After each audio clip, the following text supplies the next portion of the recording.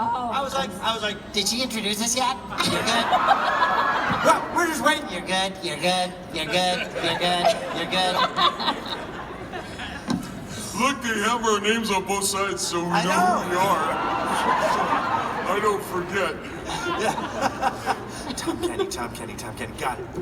So SpongeBob has been on for now 20 years, and when you started working on the show, did you ever think that it would be such a huge part of popular culture? That's a good one, London. That's a good one.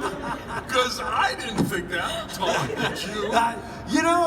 No, we were just, your first priority as an actor is just to get the job. Right. Then you hope that the show keeps on going for a season or two. You just want a check from a reputable organization. Yeah, you just hope the check clears. But then within a couple of seasons, it became obvious that this show really had legs, and that people really liked it, and that multiple generations liked it. And now 20 years later, it's become this thing where it's really mind-blowing, where sometimes you'll see grandparents, parents, adult kids, and their kids, and it's 4 generations, and that's when you start to feel like you're a bazillion years old. Yeah. Look, there's some people there, prisoners over there. Be careful, don't put your hand through those it's like SpongeBob at Folsom. I love it. When I was just a young sponge, my daddy told me, son. Was there a moment in this entire run where you realized that, wow, this show is basically a phenomenon? Was there something that made you realize, wow, it's when the show started when my daughters were 5 and 7, and I realized we were doing something pretty special when every time I rolled into the elementary school to pick up my girls, I felt like Ringo or Paul or all these kids, Patrick! And I go, wow. Well, and it's funny, our kids are in their 20s, and I also have a daughter who's still a teenager, who's in high school, and I was at her high school play last night. My kids are 6 years apart, and just hanging out in the hallway, after the play, SpongeBob still means something to high schoolers now. People who are high school age now, they still love it. You're going to the play tonight. They're going to go bonkers.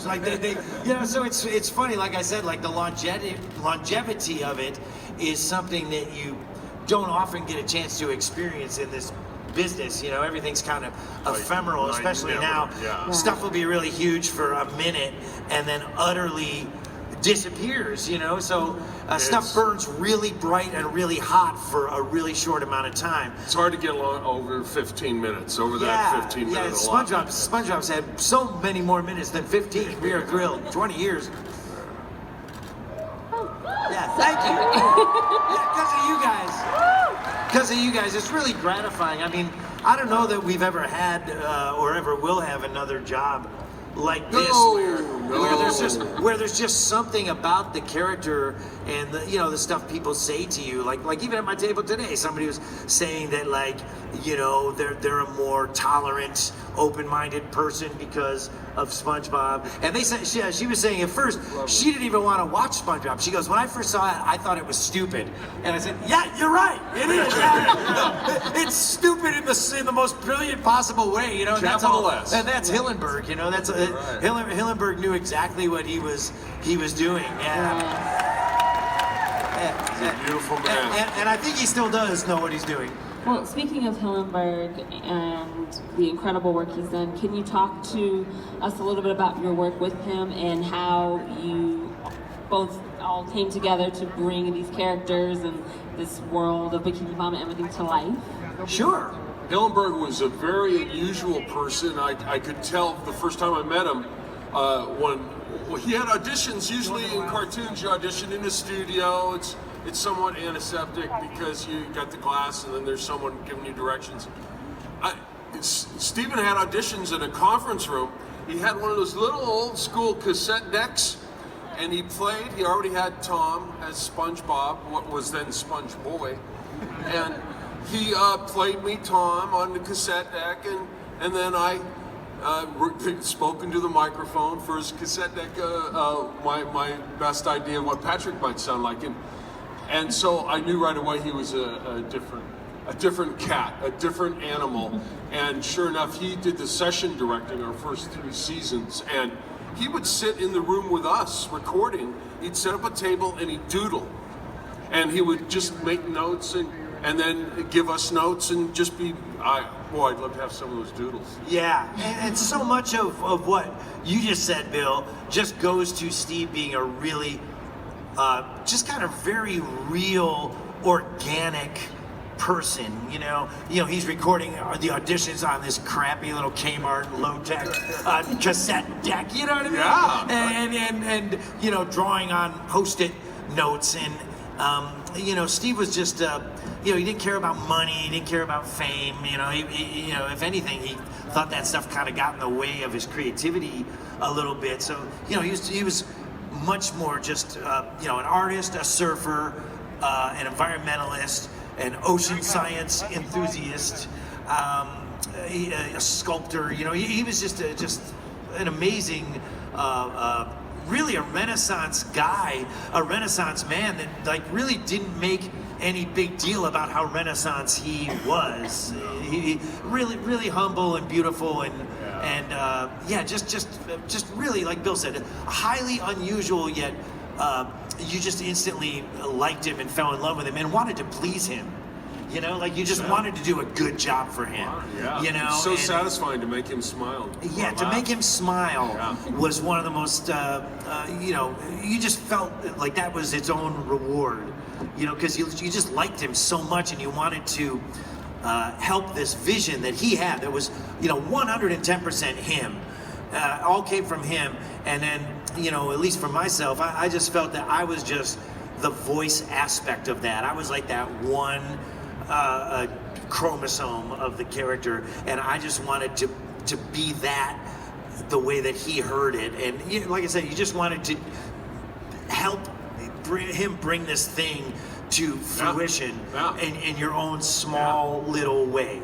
And just to quickly wrap up, you know, he also gave us a lot of leeway. It was 100% his vision, but he was also secure enough that once he picked you for the job, imagine that, he would let you, security. He was a secure person in show business, and he would actually let you run with the ball, and you know that continues now. They give us a lot of leeway with our characters because Steve did, you know. So we're just. You know, we're just glad and amazed that we're still sitting up here with all this. Wow. Yeah. Thank you guys. Thank you. Well, kind of going off of the kind of creative freedom that you discussed in your voices, both of your characters' voices are now very distinct. And did Hillenburg help you kind of find the voice for your characters? And if so, was there any inspiration outside that made you find SpongeBob's voice and found Patrick's voice? Like, where did that come from? Because now it's just seared into... For me, it was since he already had Tom. Like I said, he played Tom's voice. He didn't really steer me. He just said, well, I'm looking for Patrick to balance with SpongeBob. So it was like about tones, you know, like tonally, like This is the tone that Tom is speaking in. What tone, Bill, do you think would go up against that tone? Tone and rhythm. Yeah. Like those two sounds are kind of cool together. Yeah. And that's one hat that I didn't mention that Steve wore is that he was also very musical, you know, and played guitar himself and was really into music. So I think in a lot of ways he thought in a musical way about the voices in a way that is kind of unusual in animation. Like he thought of the voices almost as musical instruments that he was kind of scoring his cartoon. And I know, talking about outside influences for me, when he brought me in, since Steve was not an actor, that was one thing he didn't do and didn't want to do, was being an actor. He could do practically everything else. But, so he never did a voice for me and said, this is what I want you to sound like, Tom, and, you know, and then he did it. He just said, this is who SpongeBob is. He's half grown up, half a kid. He's got a foot in either one of those camps. He's half a boy and half a man. He works a job, he lives by himself, but he also goes to school, and when he gets together with his best friend, they hold hands and skip around like they're 4 years old at pre-K. So he said, so what I'm thinking of, he said Pee Wee Herman, a Munchkin from The Wizard of Oz, Jerry Lewis, Stan Laurel from Laurel and Hardy. Those were all things that he threw out there. He said, just mix all that up and see what you come up with. And you know, especially with the Munchkin thing, I found the Yellow Brick Road. You know, what came out was that. And he was like, yep, got it, fine. It was kind of one of the easiest jobs I've ever booked, ironically. Also, by far the longest lived. I've never held a job for 20 years.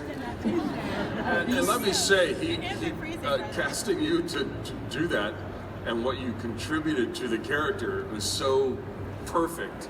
And also the fact that I guarantee you most voice actors trying to do SpongeBob, they wouldn't be alive anymore. I mean, their voices would not be alive anymore. Tom has a remarkable instrument in there that is dazzles me every second. Thanks, Bill. Thanks, Bill. I'm glad you like my instrument, Bill. It's no Squidward clarinet, but it'll do. But yeah, I mean, we really have fun at the sessions, and like I said, that you know, Steve's not with us anymore, but when you get into that SpongeBob head and that SpongeBob game face, and we all record in the room together, it really is like everybody, even after 20 years, I gotta say, nobody is even thinking about phoning it in. Oh yeah, no. You know, everyone wants to bring it. Bill's screaming. You know, we all got veins sticking out on our heads. And, you know, Roger Bumpus Squidward is screaming at the top of his lungs, and you know, Carolyn Lawrence Sandy, Doug Lawrence Plankton. You know, everybody's just. You know, I really feel like 20 years ago was 2 weeks ago, right? Like I feel like we're still learning new things, you know, as performers, as actors, about these characters, like weird places where their voices can go, weird sounds they've never made. And the animators are finding new stuff too. Like when we do a new episode and you look at the storyboard, you go, wow, I've never seen Patrick make that face before. Like, wow, that's like a super ugly drawing of SpongeBob that I've never seen in 20 years. That's great. So everybody's, even after 20 years, you're still trying to bring it. It's not like there's some formula and the guardrails are on the road, You must and serve you the just formula. do it. Yes.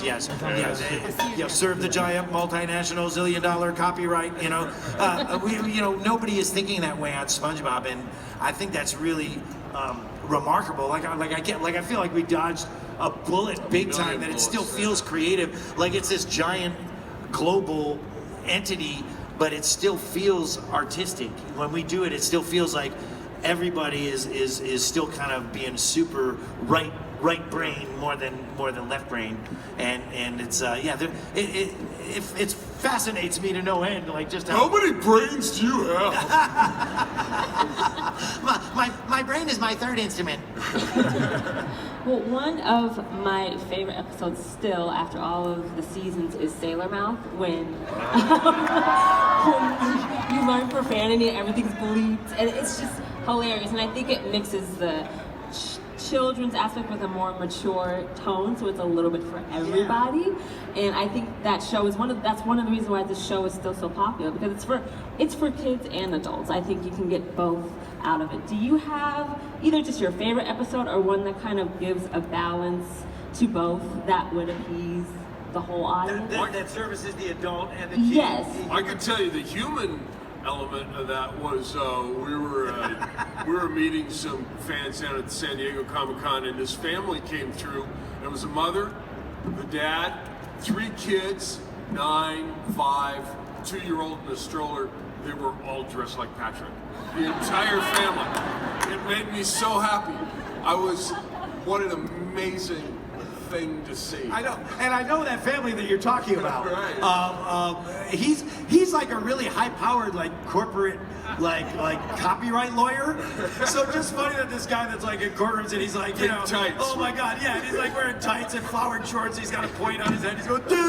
I just wonder, like, you know, how would Pepsi-Cola feel about him, you know, knowing that he's their lawyer and he's just dressed his entire brood up as a starfish and they're prancing around at a Comic-Con. But yeah, I love Sailor Mouse too. You know, to me, that's just a great idea, and it could almost work as an episode of a sitcom like Leave It to Beaver or some old show like that, where, you know, everybody probably has a similar experience as a little kid where you picked up a word somewhere that you really didn't know what it meant, and you go around throwing it around to people and they start freaking out. You know what I mean? What did you say? What did you say? What did I do? You know? And so, you know, that is, even as weird and surreal as Bikini Bottom is, like, that's a relatable incident that can happen. Like, I remember my kid when my son was little and he got sent to the principal's office in like 2nd grade because he used the F word, you know what I mean? And we're like, what, you know? And then when we questioned him, it turned out that the F word that he had used was fart. Like, it wasn't even the, we're like, Matt, where did you learn that word? And he said, fart, I've always known that word, you know? I'm like, that's the F word? They put you in the principal's office for fart? Why are they wasting our time? Farts are funny, dang it. So, yeah, SpongeBob always straddles that line. Like, it was never meant to be a children's show meant for kids. Like, nobody was ever writing to children, right? Like, none of the writers would go, oh, what would a 5-year-old like, or what would an 8-year-old like, what would a 9-year-old like? It's just, you know, I think animators, storyboard artists, and animation writers, the job they always want is a job where they get to amuse themselves. They don't have to worry about writing to a pocket of a sensibility. They get to do what they really want, that something that inspires them, and we have the right writers and storyboard artists, that's for sure. I think they really appreciate. And they've been on the show for a long time, you know. So like the animators and the writers are people that we know, you know, that are on the show. It's not like we never see them, or it's always new people or whatever. And I think animators and storyboard people and voiceover people, we're all kind of the same. We're all the kid that got sent, you know, we're all people that are making a living for stuff that, like, got us in trouble in 4th grade, you know what I mean? Like, and now we're paying them. The only reason I have a house is the stuff that got me in trouble in 4th grade, you know what I mean? Like, otherwise it's straight to the cardboard box under the bridge for me. You know, I have no plan B. So, one thing I love about Tom is, I love it as much now as I always have, he can't say the word animators without doing this. Yeah, a little OCD. Animators, guys, just in case, animators are people who draw. Okay? All right? I love my God. I've never realized that I did that, Bill, and now Thanks for making me self-conscious, Patrick. That was really nice of you. So quickly, I wanted to ask you, speaking of kind of mature content, SpongeBob is now part of a huge meme culture.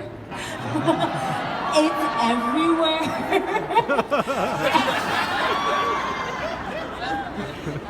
That was the one that started it all. What are your thoughts on that? It just grew out of nowhere, but it's everywhere. Everyone uses them. What do you think about that? As a Luddite, it really strains my comprehension just to really, I can't understand it. I think it's fantastic. I think it's wonderful that people get to interact with things that amuse them in a way like that. I certainly never envisioned something where people would merge Patrick's face with Julia Roberts' face. Which is my favorite Patrick meme. I know, like, how did that even happen? Like, somebody had to have that thought, then laugh at it, and then go and Photoshop it. Yeah, you know, it's a lot of trouble to make a meme. And then you gotta put it out there, and then you're just hoping that other people will find it funny too, you know what I mean? I love it, because the meme makers, age-wise, the people that make the memes are people that grew up on SpongeBob. So, to me, it's just kind of this cool, like, I'm still getting my mind around it, you know, this cool, like, beautiful cycle where people who grew up with SpongeBob in the pre-internet age now are kind of taking elements of SpongeBob and turning it into this high-tech folk art almost, and putting it out there, and then another part, you know, the people that make the memes, and so the thing, and then there's another layer to this that I've noticed just at the last couple of cons I've been to, is that now they have collectible figures made from the memes. So now we're signing the memes that were unofficial folk art made from SpongeBob. It's like it's just like pop culture eating its own tail. It's kind of cool. And no one appreciates it more than Steven Hillenburg. He got enormous pleasure out of seeing what people would do. I remember once someone went to some island in the Pacific and brought me back a Christmas tree decoration that was a la the first film, a dead sea star, a dried sea star with googly eyes on it, painted shorts on him. Like super creepy Etsy. Yeah. And stuck and glued a yellow sponge with googly eyes to it. It's just, Steven loved that. Yeah. Because it was somebody trying their best, you know what I mean? It was somebody trying their best and they sold it at a gift shop and it looked kind of bad, and weird, inappropriate maybe. And Hillenburg was like, that's brilliant, Like what, another really beautiful thing about Steve Hillenburg was that he didn't really, he was glad that SpongeBob was popular and he loved the fans and he was happy that it connected with people. But like in terms of all the merchandise and all the stuff that they made with SpongeBob on it, he did not own any of that. Like he didn't have any of it. Like it was cool, but he didn't really care that much enough to own it, But what he did have in his office, what his office was full of, was stuff like that, like bad SpongeBob, just Tijuana figurines of SpongeBob with both eyes on the same side, and like funky looking pinatas, or just some bad painting of SpongeBob that somebody was selling at a roadside stand, like that stuff. And he wasn't being mocking SpongeBob. He really thought that was cool that people were making that stuff, and to him that was way more beautiful than some official merchandise that got cranked out in a factory somewhere. These opinions do not reflect those of Nickelodeon properties. Go ahead. Yeah, I know. We're just dumb actors. But what the best thing of that I found, and I gave Steve one and he loved it, was on the streets of Madrid, Spain. There was a guy selling these really well sculpted, handmade figurines, and he just had them on a tray. And it was SpongeBob with his pants down, defecating. But the poo was yellow. Like, wow. It was this guy, and I just pictured this guy hand-lovingly painting each poop, Is that a wood? He carved out of wood? No, they were like, they were like ceramic, not ceramic, but like, they were like carved, I guess it was wood. Wow. Well, I think between that and the poop was real SpongeBob being part of popular culture, whenever the show ends, it shouldn't, but whenever it does, I know that the show will have a legacy within popular culture, and it's all thanks to you and Hillenburg, and I really appreciate just the art that you guys have put on TV. We all love it, it's amazing. So I wanted to thank you guys. Thank you, London, and thank you guys. And thank you guys for coming to the panel. Thanks for keeping us employed. Thank you so much. Thanks, you guys. Thanks, you guys are awesome. That was fun, London. That was fun. Yeah, thank you.